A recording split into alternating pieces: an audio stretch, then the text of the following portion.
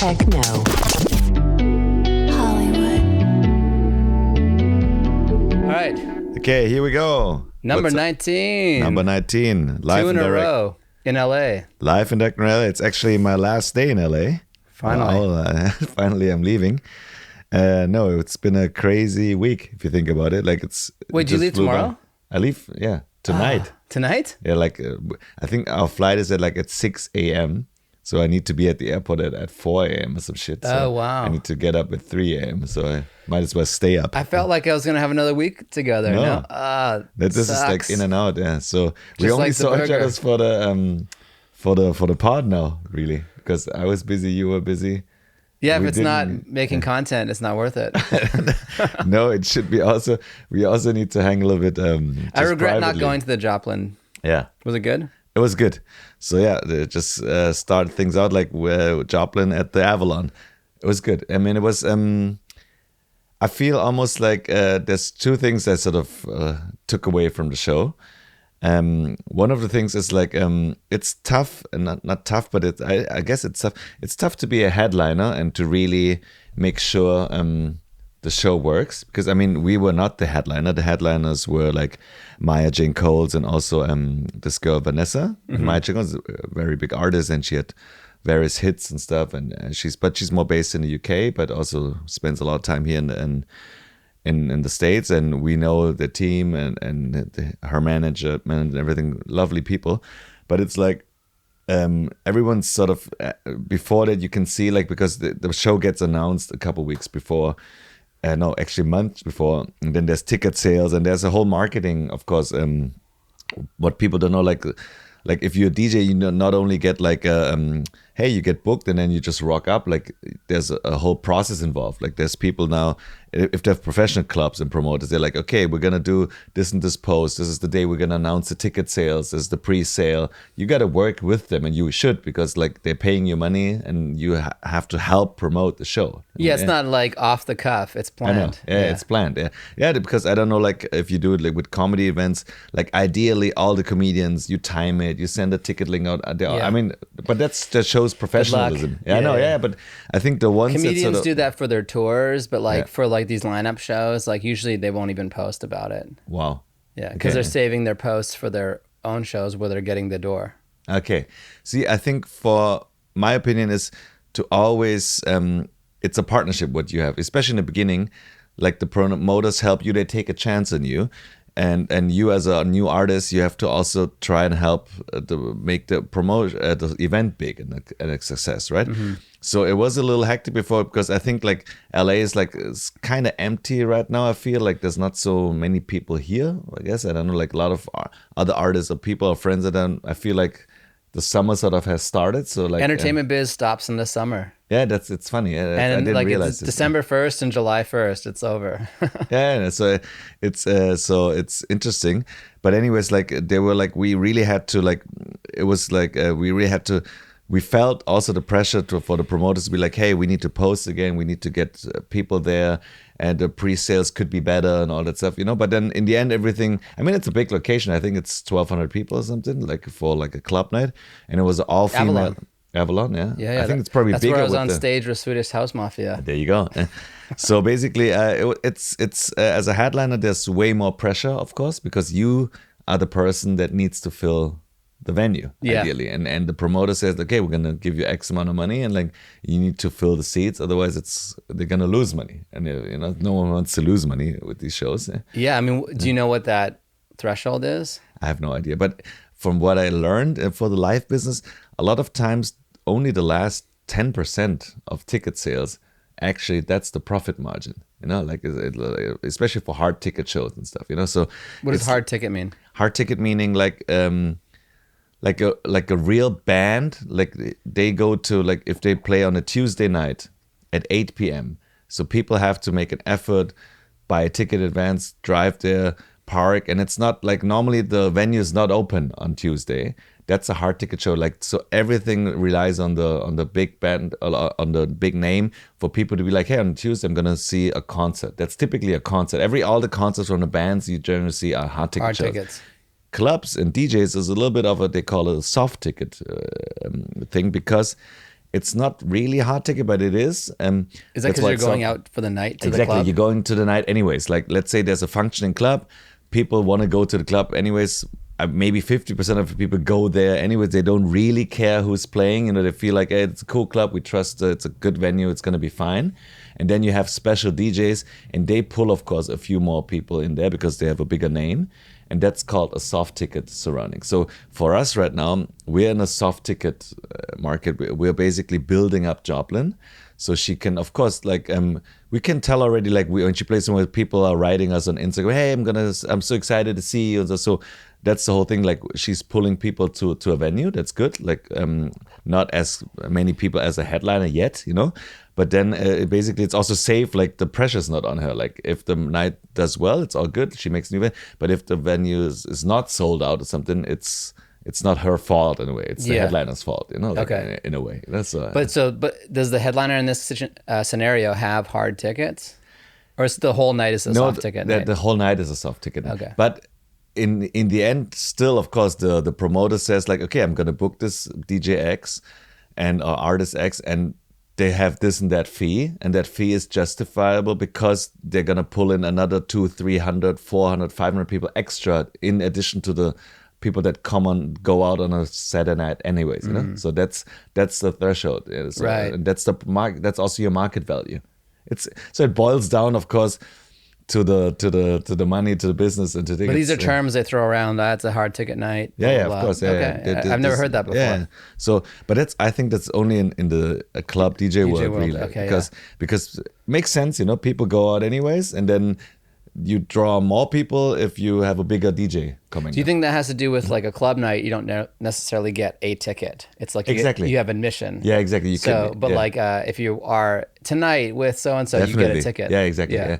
So that's why basically you always have that X factor. Like people are just gonna rock up, and then you never know. Like maybe a few groups say, "Hey, let's go out tonight," and then all of a sudden there's 200-300 people more just walk-ins from the door. You know, so you can't. Do you lose money on a soft ticket night because a bouncer can be like, homies, get in? Because like, is it more like loosey goosey? I guess, but I mean, at some point, every club has their own policies. Some doors are harder, some so if they can afford it, I guess, you know, like in a Berghain club in Berlin, there's maybe like whatever, every night they push away thousands of people, like so there's maybe 10,000 people rocking up, and we only let in 4,000, you know, like that type of thing. So 6,000 get turned away? No, maybe not 6,000, but they get like, I would say 50% or more people that show up at Berghain get.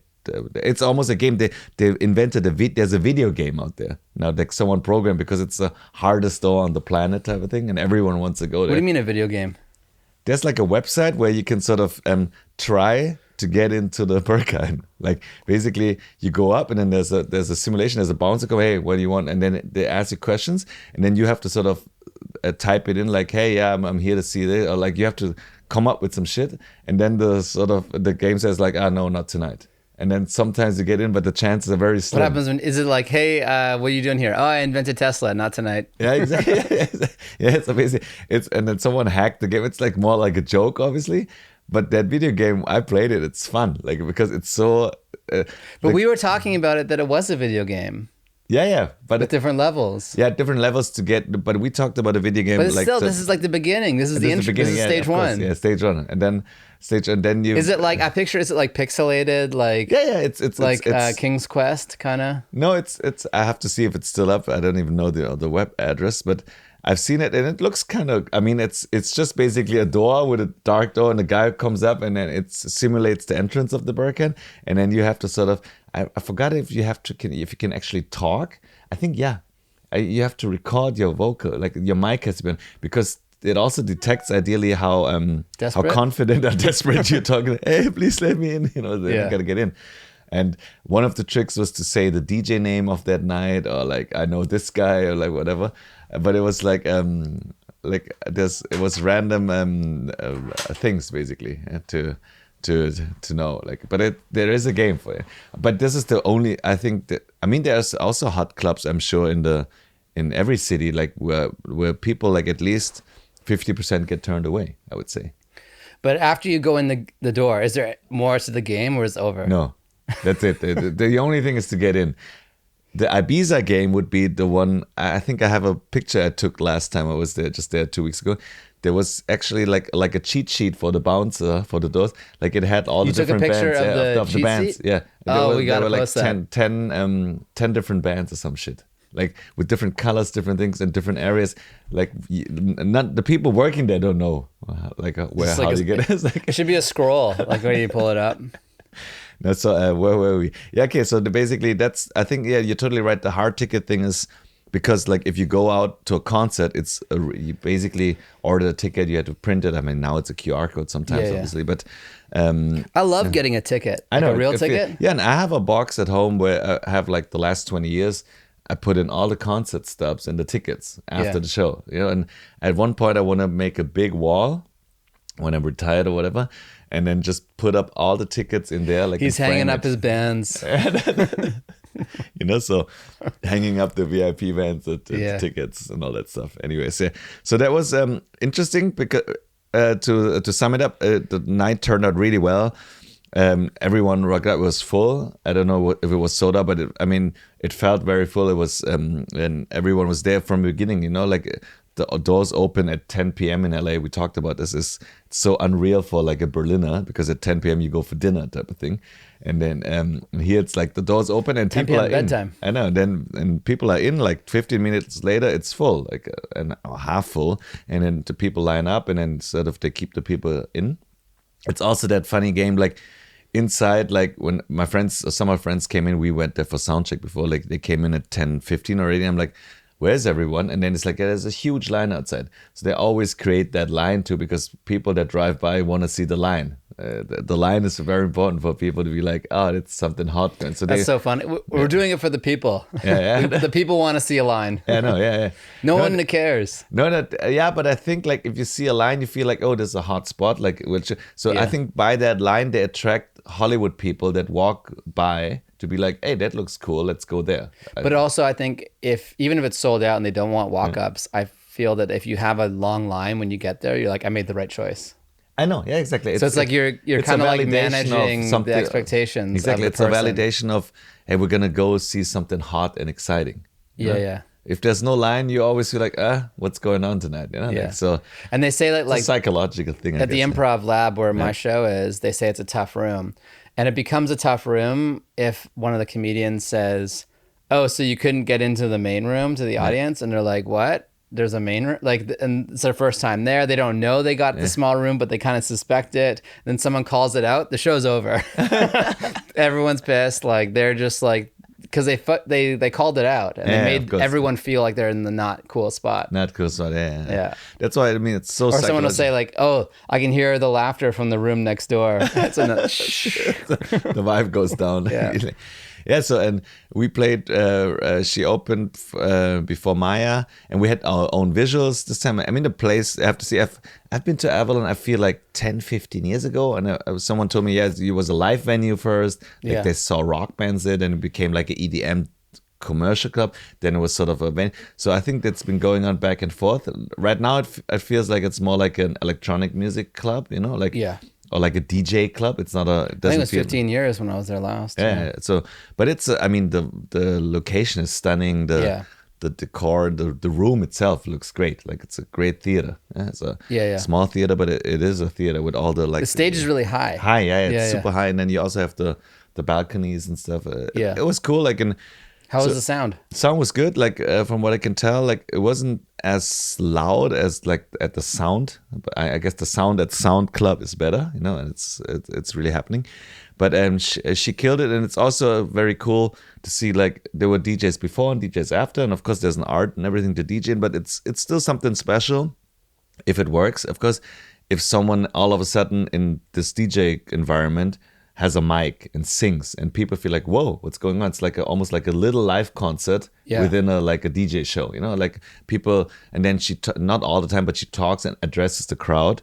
I think that's a big advantage, because then they feel like sort of part of a journey, and they can, hey, how's everyone doing? Give it up for LA, and then everyone's like, hoo, you know, like you can work the crowd a little bit without being cheesy, you know. Yeah. And other DJs don't do that. They don't do that.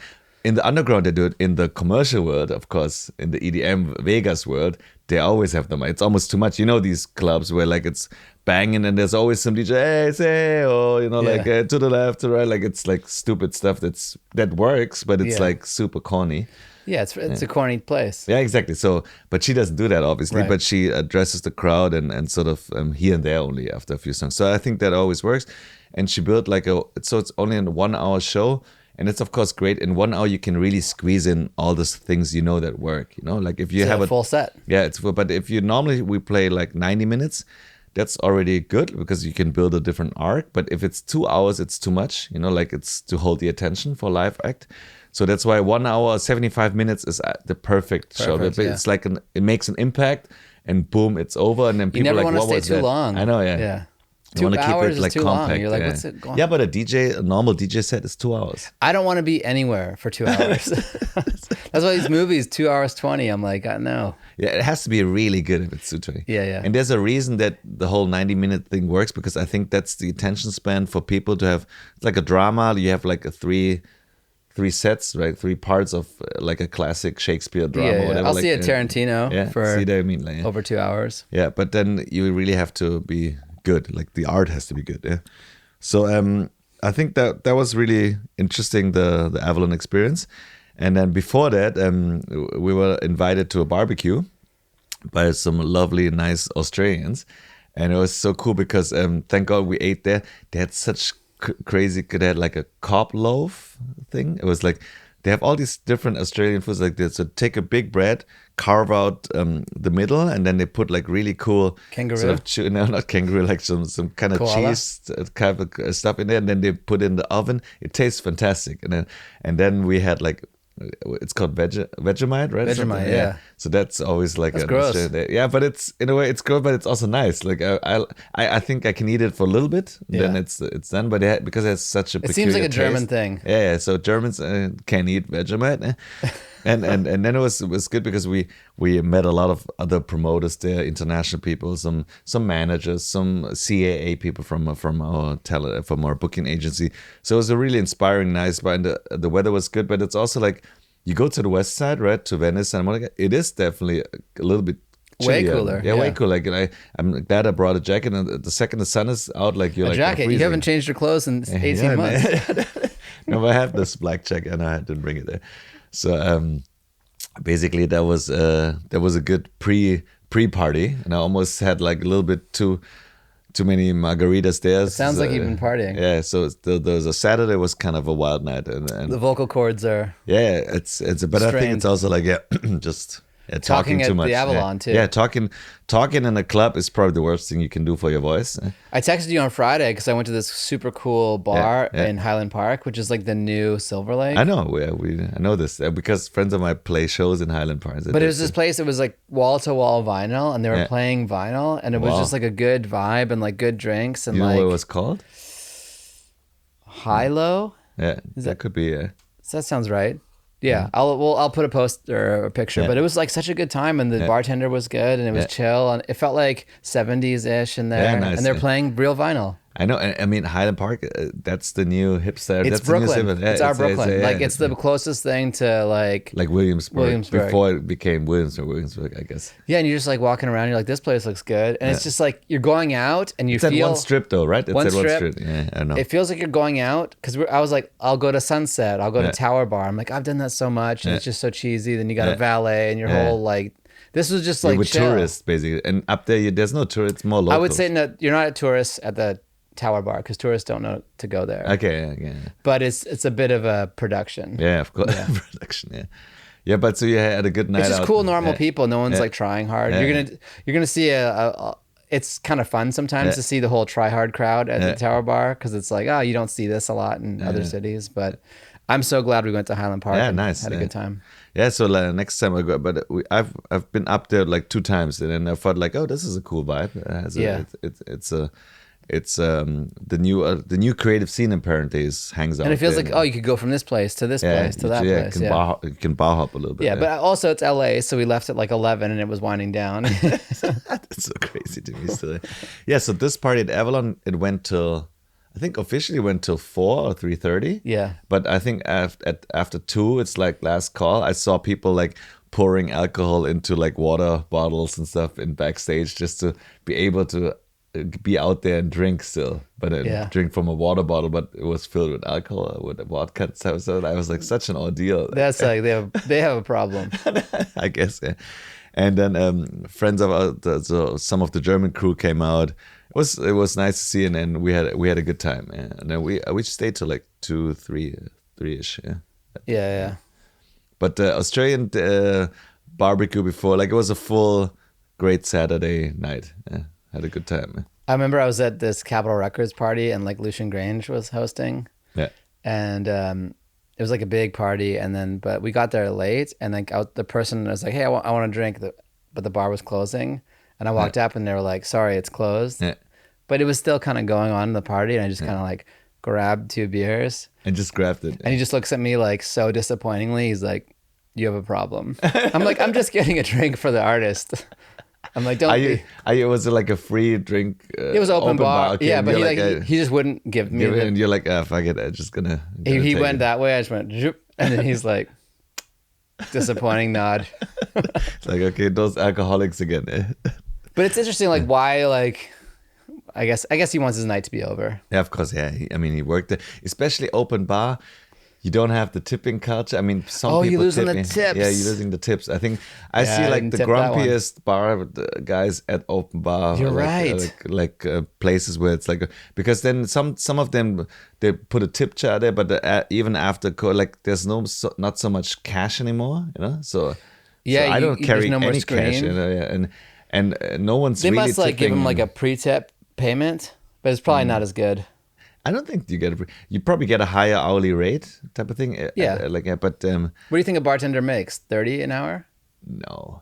Less or more? Less. So it's like, I think it depends what kind of place and stuff, but isn't it? It's 25. Almost like, but it's almost like a minimum wage thing, right? In Germany, it is. Like in Germany, like in Berlin, you can still get barkeepers for $10 an hour. Really? Yeah. 10 euros. 10 euros an hour. Like I see posts like, hey, I need some bar people tonight.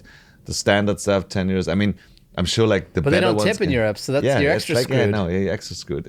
Yeah. Wow. But the living costs are low, obviously. But not that low. Yeah, not that low anymore. But I'm sure like maybe you get 15 or something. Yeah. But you don't really get. I think tips. A bartender here, the rate is 25, from what I understand. Okay, yeah, that makes sense. It's LA, and then the drinks and all that, and the costs. Yeah, like if you want someone who knows what they're doing. Yeah, exactly. If it's a real bar, but if it's just someone that sort of. But I don't know. I think bartender would be a fun job, kinda. Yeah, for a week maybe, or a weekend, but then it gets. Or like a few drinks, you step behind the bar, and you're like, all right, I'm done. And I was like, and you just act.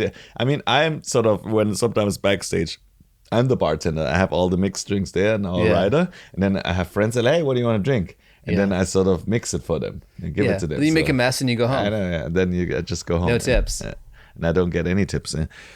On the Friday when you were out in I was out. We got invited to, like, so we had a whole Japanese American experience. So downtown, obviously, there's little Tokyo, right? And in the center, like, they have like, it's so cool. Of course, it's Japanese. So you walk in, and then there's like there was like a DJ. It was a listening party of some ambient, chill out Japanese hipster music, but an old composer, I forgot the name, of course.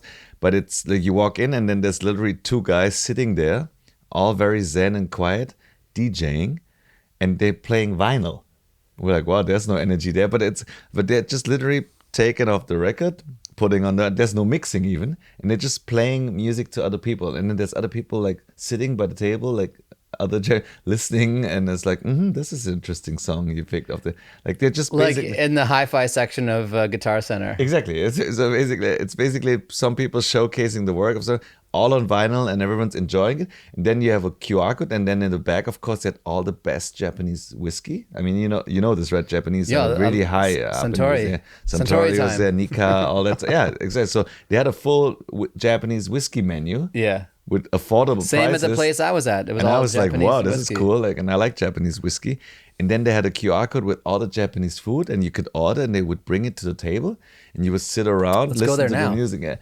And then we got to meet the guy that runs the place, because I'll get to this in a sec. And then we also there was a Japanese like a Zen garden in a way with like water wells, like bridges in the middle of downtown next to Skid Row type of thing. Like it's like an You need oasis. the Zen there. And you go in there like I was like I will put up a picture like it's like a whole different world you step into. Yeah. And you feel like you're in some old 1600 Japan garden. It was really cool. It was also so calming, with the music. You just relax, and then they had great sushi and Japanese food, and then like the whiskey. And I was like, this is a cool deal. And then we got to hang out and meet this crazy, really cool, nice artist and his wife. And his name is I hope I'm not butchering the name, Gajin Fushita.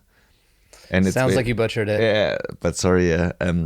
You get the Asian pass. So he's basically, from what I understand, like he's like an OG LA guy, like born and raised in LA, Japanese guy.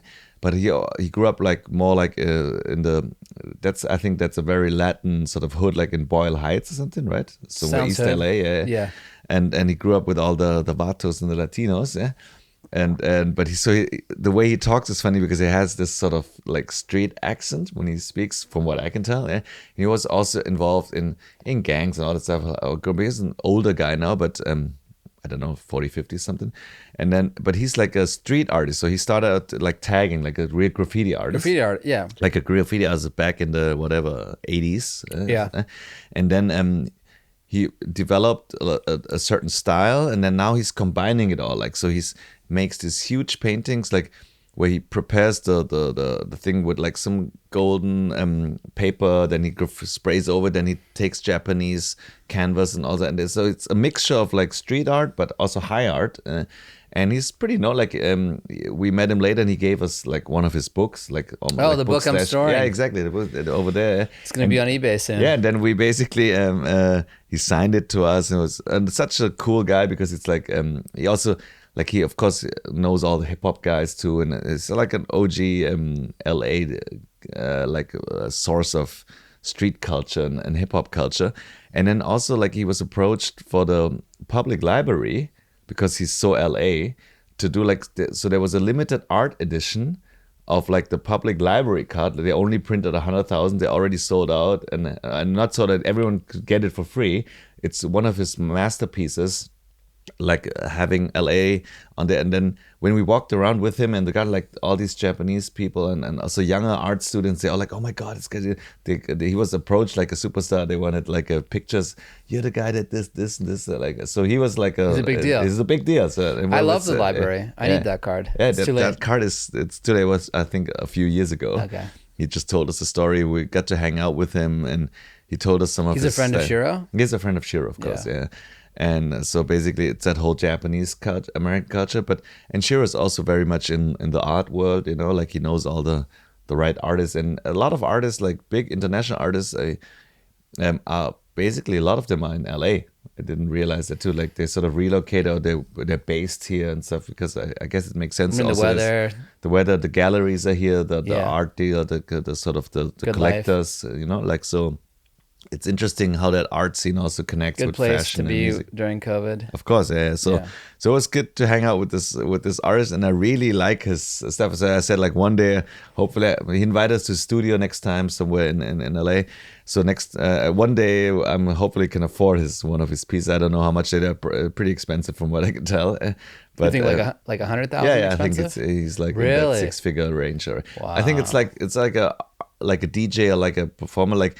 You start, you play for 1,000, and there's this magic thing like of 5,000 or 10,000. Then there's nothing, and then you sort of, if you're really really big, you make that six-figure. That payday. And I think it's the same in the art world. Like there's these like invisible thresholds, almost like, hey, if you can sell a piece of art for 1,000, that's good. For 10,000, that's wow. And for like everything six-figure and up, that's like you're like in a top. Must be weird. You're like, I'm a DJ. Oh, I got 100,000, my first $100,000 gig, and then you get the check. You're like, it's more like 30. It's like my manager, my agent, my taxes, agent, withholding tax, and all that stuff. Yeah, but it's all about that number in your head. I think. Like, I think for every artist, like to get even paid to play a show, and then I mean, to get 30 is pretty great, you know, for an hour. I remember getting 1,000 for a DJ gig, whatever, back then. I was so happy. It was like cool. I just get to have fun. I'm hanging out with friends, and you're getting paid, and I'm getting paid. So that's all good. But then you got to be cool. You got to be like, no, this is just for you can't be like wanting it too bad because then they won't pay you. Yeah, it's the same with producers also. Like, it's crazy. Like, you can get a beat for free and like on the net right now, but there's still producers that maybe can charge 30 or 50 grand still for production. Not many. Not many. Not many on this planet, but there are some. You know? And, I think the rates are like more like 10 to 15. But I know. Yeah, but I'm sure if you're like Max Martin or something, like his camp. I don't even know if they're doing it for like the fee. They're doing it for the point. Yeah, okay. At this point, they're doing it for the. I have no idea, but I would imagine they're just like, give me more points. Exactly, and there's a story about actually Max Martin that because he doesn't need any advance payments and so, like these top guys, they rather, because it's just pure math, they rather say like, you know what, I don't need the high upfront fee because I believe that this record will really stream, sell, and do whatever. So I rather have a higher royalty rate. You know, and it's also a way of removing yourself that like, I'm not for sale. Yeah, exactly. Yeah, you're like, I'll work with them. Yeah, and this is. And the hip hop producer, of course, in the beat culture, it's more like, hey, well, it's all about selling the beat, you know. So, but I think in the pop world, it's more like because you're not in the room a lot of the time. I know, so that's your transaction. Exactly, yeah. That's your transaction right there. And I feel like and I think like normal like producers get their 4 points, and then there were these rumors back then. Yeah, Max Martin gets at least 6-7 points or whatever on the record, on the PPD. I mean, who wouldn't pay it? Yeah, I guess like, but but there was a time also where he wasn't like, I mean, this guy has a 30-year career now, but there were a few years I remember it was like he didn't have hits, which is crazy, of like, course. Not for a couple months. No, it was actually, I remember like it was not the sound of the time. Then he had to adjust his sound.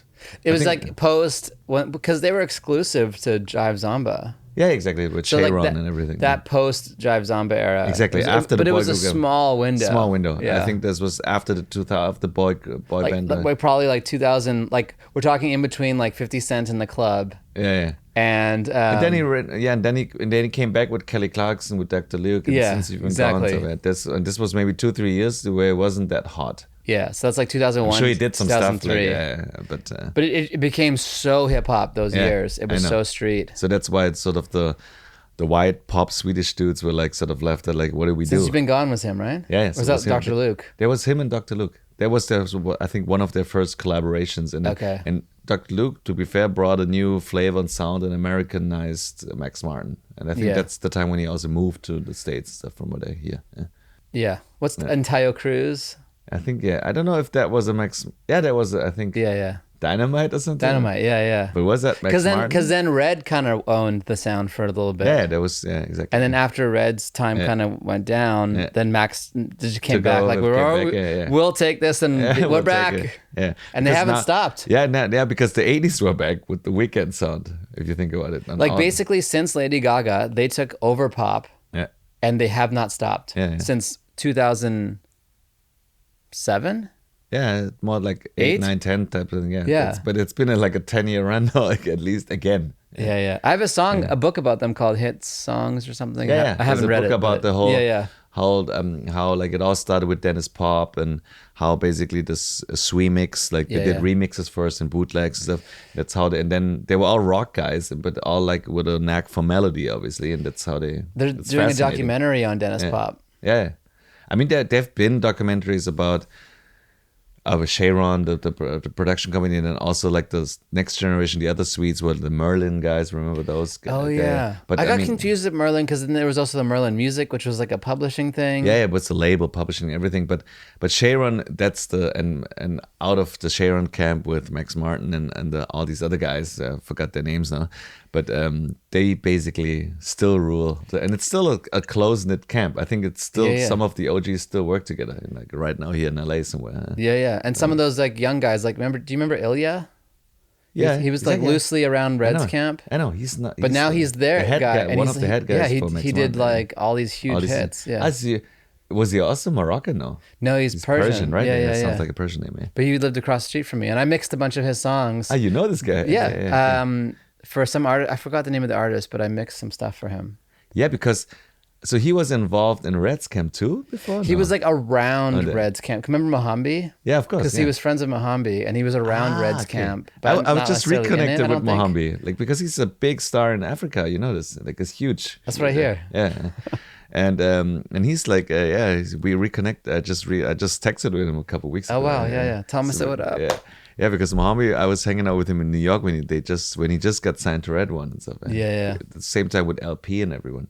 LP was on RedOne. Oh yeah, we talked about this. we Yeah. talked about- I didn't know that. But Ilya, like, so what's the story there? So he was hanging around there, and then he sort of then he went back to Sweden, and then I don't know. Then all of a sudden became huge. So he must have gotten in with Max and them. Yeah, but it's funny how these talents from Sweden, they sort of float around Sweden and Stockholm and LA. Yeah. And they're just waiting for the right moment to enter the right camp, obviously. Yeah. And then once you're in that camp and you know what you're doing, you can go all the way. Yeah. Right. It's kind of a little bit like your story. It's like you tried. There was that was like the toughest time to get into LA. Yeah. That 2006-07, because it was kind of like a weird moment. Yeah, because also the music business was not doing that well. Like the music business was realized, okay, we had the digital reel and we have Napster, we have like there was no streaming yet, so all the numbers went. I remember 2005-06 were all in the dumpster. Like this was the lowest point, I think, for the like between 2005 and 2010. I think those were the lowest numbers, like revenue wise, and then it picked up again.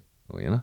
So basically, I feel that was a time where it was extra tough to do anything in music, and just to survive as a songwriter producer was already a thing. Yeah. And I think because the business was changing, it was people were unsure what to do. Exactly. Yeah. And they were, Like, are we top lining songs? I know, it's like, do we need more producers? Writers were becoming artists. Like Fauntleroy became an artist. Like a lot of like. And the DJ culture started there. So producers said, you know what, I'm gonna just go. But DJs weren't cool yet. Yeah, exactly. It wasn't in the States. In Europe, they were bigger, but no one at that time made huge fees yet. You know, remember these guys that now make six figures? They were happy to get like $5,000. They thought that would be the max of their career to ever get $5,000 for a DJ show.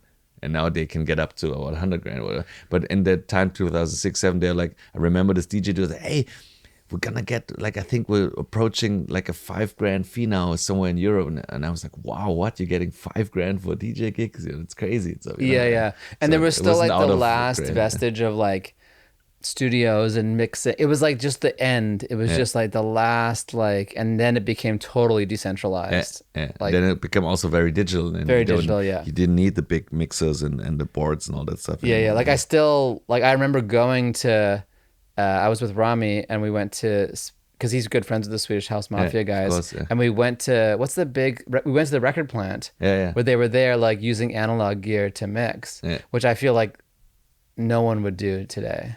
They do, but only the big artists that can afford it, but not, I feel, in the pop world. They do more like in the rock world. I guess. Like, but the rock world is kind of I feel like they would just be done with it. Like they'd be like, this sounds good, we're done. Like I don't think they would slow down. And sometimes the people use the studios, but you walk in the studio, you can just tell if there's a laptop sitting on the SSL and there's only two faders up, they just using the mixer just to to playback. Or to hear the room. Yeah. To hear the room and to mix it. Yeah. But they're actually doing all the work in the laptop. Yeah. I think, I remember thinking about this when we talked about that stem mixing would be the future, and it just is. Yeah, it is for sure. Yeah. So stem mastering mixing. So here's also I have a German-English one. Let's do it.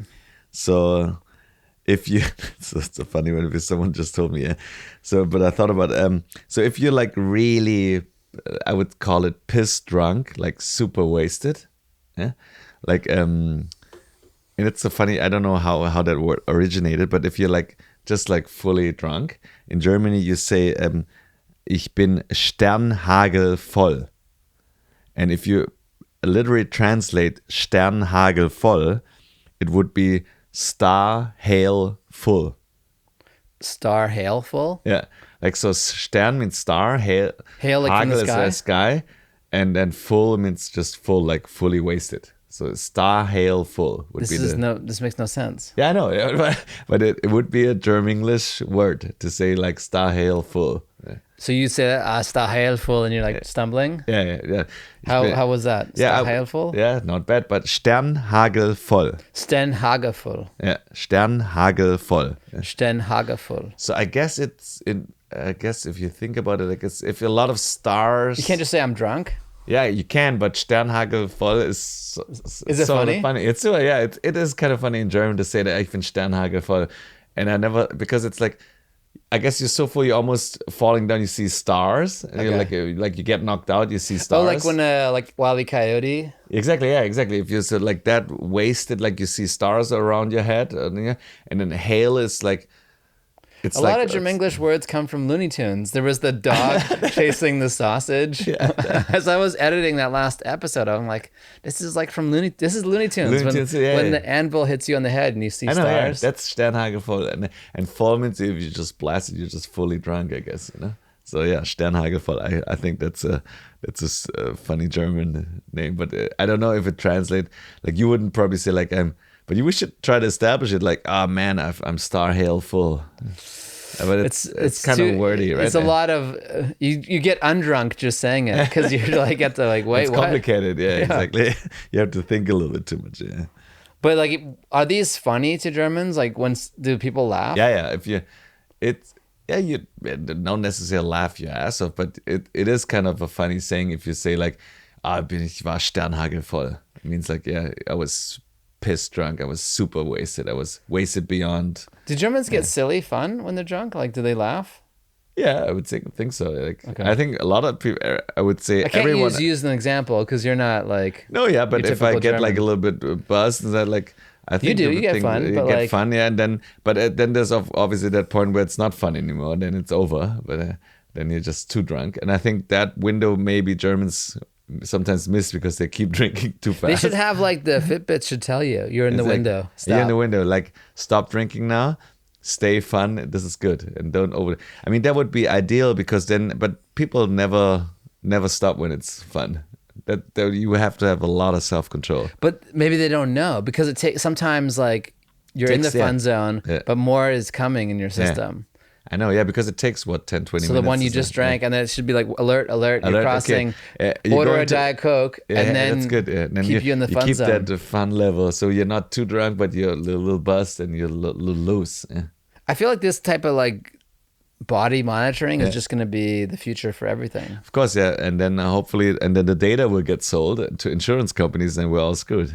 But like, it could be like, you're allowed to, you've had 12 drinks your whole life, you can have up to like 300. Yeah, but then I'm over limit already. Or like how many cigarettes you can have. Yeah, I guess, yeah. But cigarettes is not good because it doesn't do anything really. No, but like not for you, but people do like or like how many pieces of cake you can have. I guess. I guess, yeah. But with the alcohol, would be good to measure the actual blood alcohol level, and then basically be like, okay, you're in that zone now. You're kind of buzzed. It's good. Keep it that way. Yeah, your friends still like you. you're the life of the party. Yeah. But chill out. Chill out. Don't drink. And then when you can get it, you be like, you think you're funny, but you're not. You're embarrassing your friends. Exactly. It's time to leave. You forgot your wallet at the bar. It's time for you to leave. It just calls the Uber for you. Two guys come out, they tase you, throw you in the back, and that's funny. Yeah. Society's going that way. I know.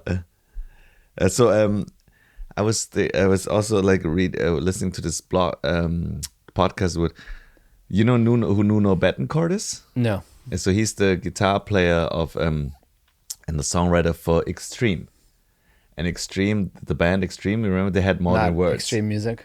More Than Words, yeah. So it's also funny because More Than Words was their biggest hit, arguably still is, but they're actually like a pretty hard rock band with like funky. I would say it's called. It's very Eric Clapton-y. Funky metal, yeah. But back then, yeah. But only that song, and that song was a song that they written, of course, like all the big hits, like by chance, they were just inspired. And then the record company also said like, this is not a good song because it doesn't have a hook. And it's true. Like if you think about it, it just keeps going, and then there's some parts that like I know how to play that on guitar because it's like everyone wants to learn that song on guitar because it has a cool vibe. But there's no real no real repeating hook. So Right. and the song is like 4 or 5 minutes long. It's so but it's so emotional and so great the combination. So it became one of the biggest But hits. Don't Stop Believing is like that too. Yeah, but Don't I Stop get- Believing, I but- immediately can sing a hook to it, like, you know, like. But the South Detroit line, that's like the verse. I guess, yeah. And that's like one of the hooks. Like that Yeah. song is actually you end up getting to a hook. Yeah, exactly, yeah. But like Don't Stop Believing. But Yeah. like 2.5 Before that, I minutes know, in. Yeah, and it's same with Modern Words. Like it's the verse is a hook. Then at some point they're singing the modern words, but then it's just part of like a tag hook always, and then it never repeats, and then it comes But way it's at almost the end. better that way because it's not stale. Like Yeah, sometimes you blow it out and with the structure. Yeah, and you but don't it's have not to like be, what a record A&R major label would look for, because they're always going to be, hey, don't bore us. But get they to don't the know what they're chorus. talking about. Yeah, I know. Yeah, but that's a good example. Like, but he's an interesting character because he's like Portuguese, very musical family. Like, I love his guitar playing. Some people say he's one of the best, like in the top 3 of all time rock guitar players. And he would say like, no, he's so humble. Like he puts up Eddie Van Halen up there and stuff. And this guy is just so musical and so funky. And then I saw this Rick Beato podcast and he's basically said like, so like I think he's still like, of course he's vouching for rock music and real bands, because it's like a real artist, of course, still takes the listener on a journey what they're not prepared for, and then just grabs them holds them by the hand and just goes somewhere where they don't know they were going to. And I think some of the new artists don't have that skill, and also if you have that skill as a live band, of course that's like you don't know what you expect. Like with Extreme, everyone thought they're like a soft pop band because of the acoustic ballad. But then they shocked a lot of people because they came to the concert. Back then there was no internet and no spot. You couldn't listen to, and some people bought the single, heard the single, and they went to the show, and some liked it, but some will have walked out after the first song because it's like it's a real proper rock band, you know? Yeah. Like, they're like, what's going on? It's like they almost felt that they were tricked. Yeah, they're like, no, Stay in there. you're being a little bitch. And also, we have so they only have 1 or 2 acoustic songs ever in their career. The rest is hard rock, but good hard rock, like really funky stuff, like more like Living Color, that type of stuff. You know, like it's funky. You know? That era has so many hit songs from when they say the band name. I'm like, who is this? I know, but then you hear the song. Like, but I was a fan. I bought the albums and stuff. You know, so I think Because I listen to the radio a lot because I like to be surprised. Like I don't want shuffle. I want new stuff. And sometimes I'm like, it does tell you on the radio like what it is. I'm like, I've never heard of it. I know the song and I don't know the band. Yeah. So yeah, and he said also this concept of like.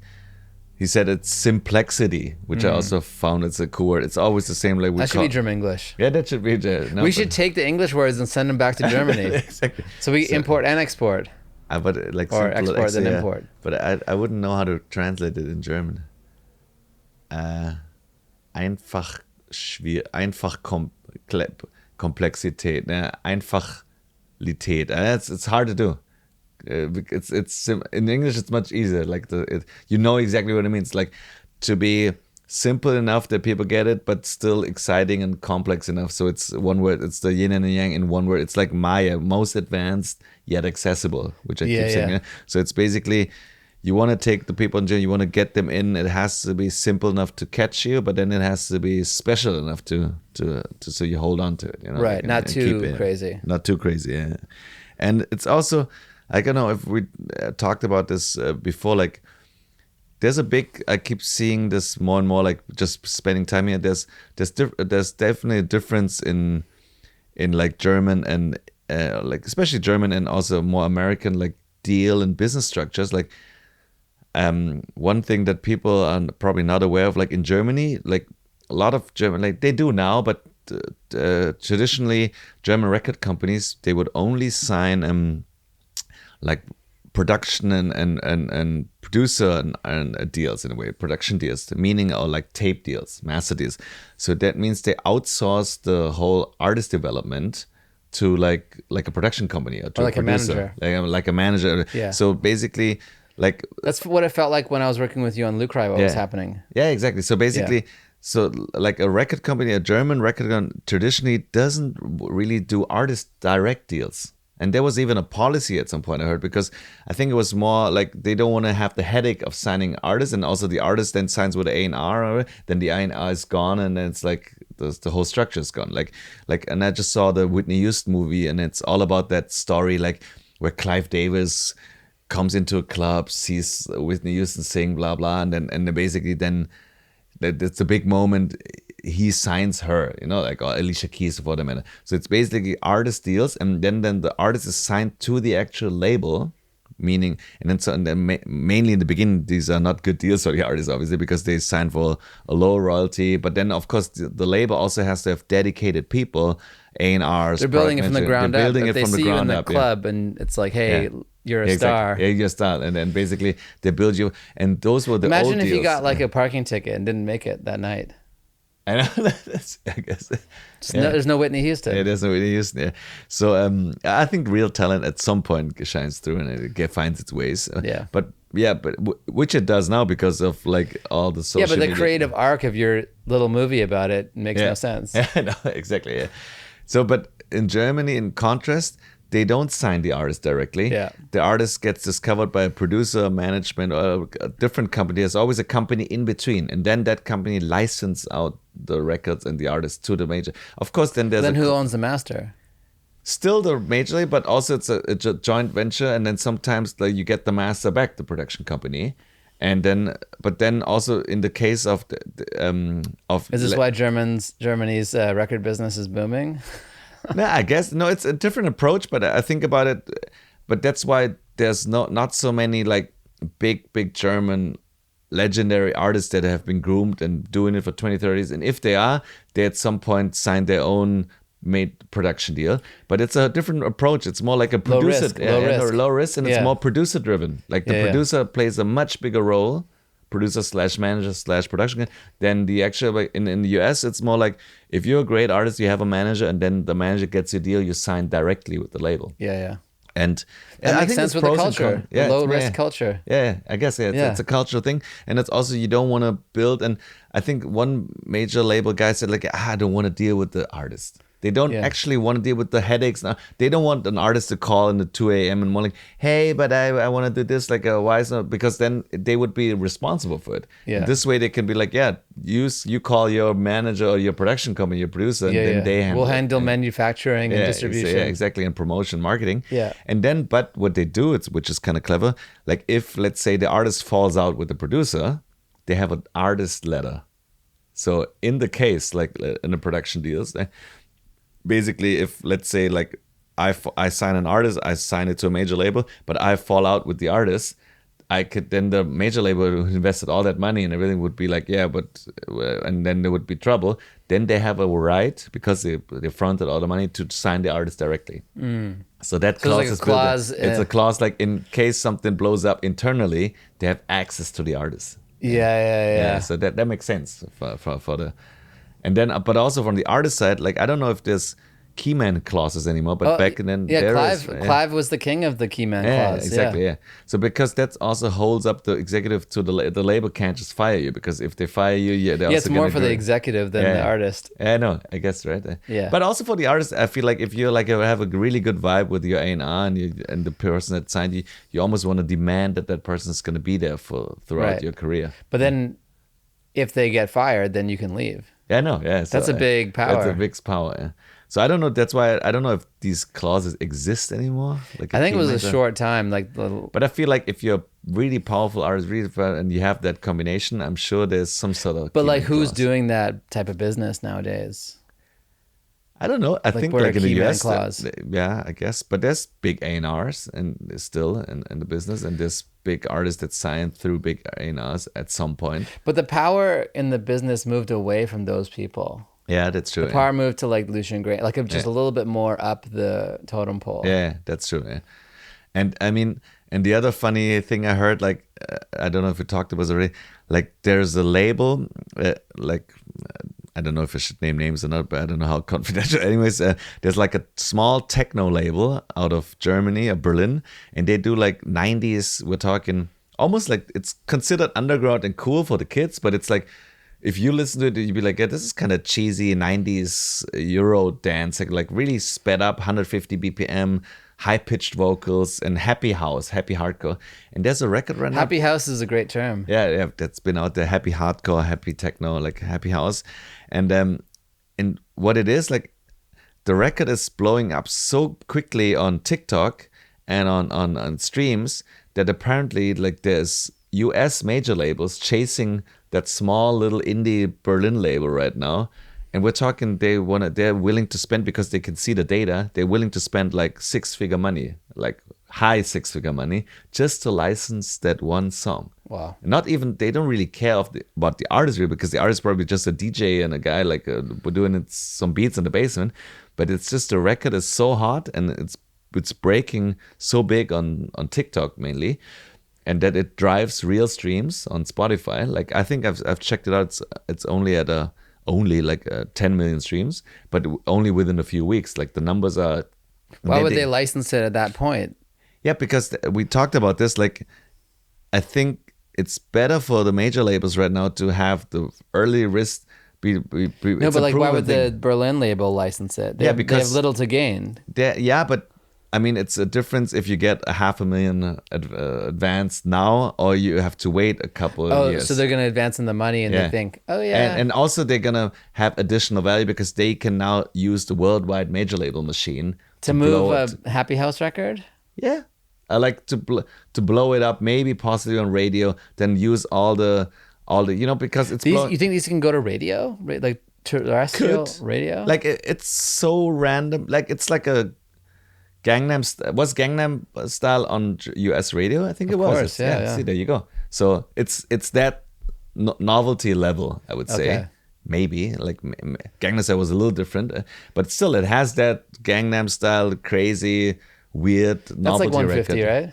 Yeah, exactly. That's 140, 150. So it's like, and this is just part of a movement. BPMs now. Yeah, this is a part of a movement. And it's just mind blowing for me to see like these small Berlin labels and then have US top label A&Rs executives chasing them and then probably flying to Berlin or like trying to get that record signed and looking for more of that type of stuff. So there's a whole 90s. Who's the artist on it? Yeah, I can't say right now, but there's no artist. It's basically like a girl. That's the question. Rapping a little bit. Is and it no a artist music? No, there is an art. Like EMF? No, it's not like a producer project. There is someone doing vocals, but then she's with a mask. Like, I checked out her Instagram, and you can't see it. Like, so it's not artist dependent. It's like it's really like just track, because the track gets used. I would even say like the track gets used on Spotify. On TikTok and oh no, that middle camera is not working.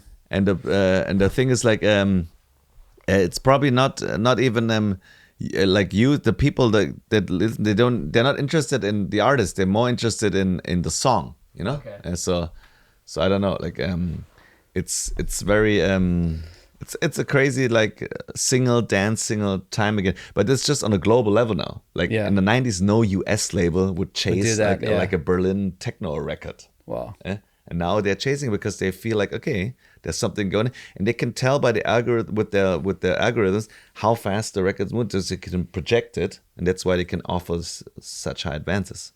But it's just like crazy, So, it's all math and bankers now. Yeah, it's math and bankers within the labels, and then they probably found the record also using algorithms and all that stuff, like A&R tools. We're gonna just ask ChatGPT to tell me the hits.